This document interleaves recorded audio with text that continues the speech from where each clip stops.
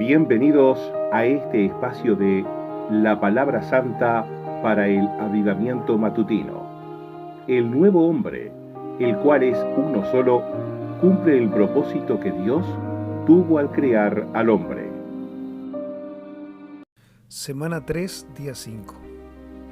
Alimento matutino. Efesios 4, 22. Que en cuanto a la pasada manera de vivir, os despojáis del viejo hombre que se va corrompiendo conforme a las pasiones del engaño. Y el 24 dice, y os vistáis del nuevo hombre creado según Dios en la justicia y santidad de la realidad. La intención de Dios al crear al hombre era obtener un vaso por medio del cual expresarse a sí mismo y ejercer su dominio. Sin embargo, poco después de que el hombre fue creado, éste cayó. Era la intención del enemigo de Dios que mediante la caída del hombre, el linaje humano se dividiera y fuera esparcido. El capítulo 3 de Génesis indica el relato de la caída del hombre, pero no nos muestra el significado de dicha caída. El significado de la caída del hombre se revela en los capítulos 10 y 11. Allí podemos ver claramente cuál era la intención de Satanás al causar que el hombre cayera.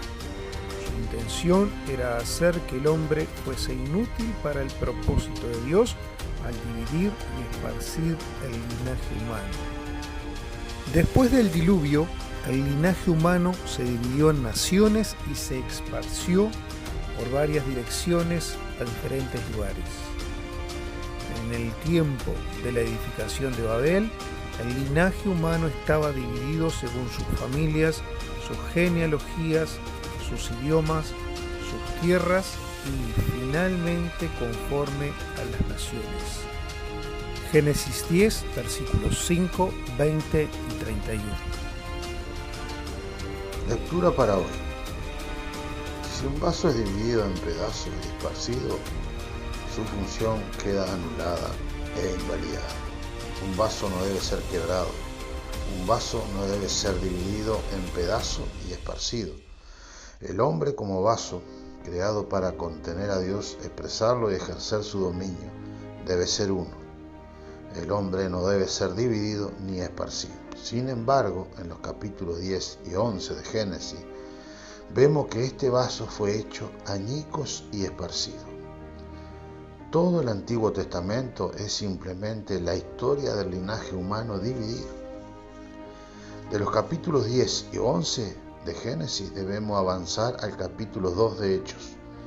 Para el tiempo de Hechos 2, el Dios triuno ya había pasado por la encarnación, el vivir humano, la crucifixión, la resurrección y la ascensión. El Dios hombre Jesús había sido entronizado en los cielos como Señor de señores.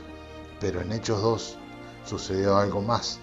Después de la creación y la caída del hombre, esta maravillosa persona que se había encarnado, quien era el propio Dios que llevó una vida humana sobre la tierra, quien había sido crucificado, había resucitado, había ascendido y había sido entronizado, descendió. Su descenso fue la maravilla de maravilla. El descenso de esta persona maravillosa produjo la iglesia. La iglesia no fue producida de un solo pueblo, sino de muchos pueblos.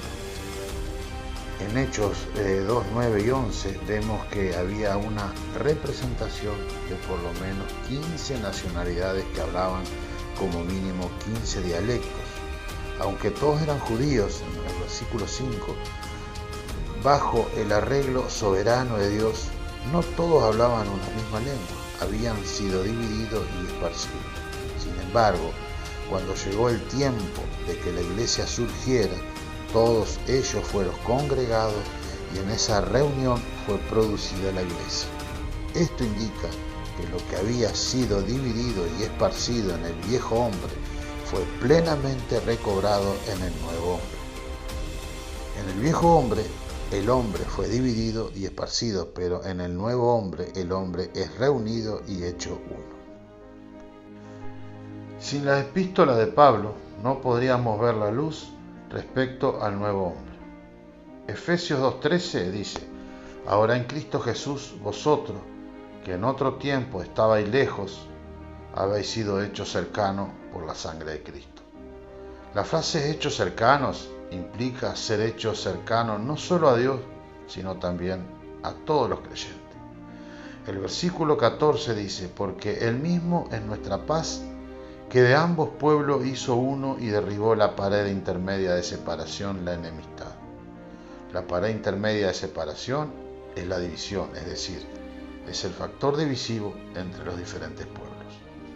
Este factor fue derrumbado en la cruz por Cristo. Al hacer esto, Cristo creó un solo y nuevo hombre a partir de estos pueblos, judíos y los gentiles.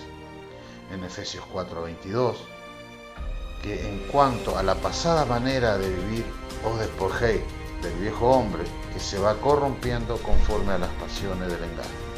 Despojarse del viejo hombre significa despojarse del hombre dividido y esparcido, y vestirse del nuevo hombre, versículo 24, es vestirse del nuevo hombre que ha sido reunido y es uno.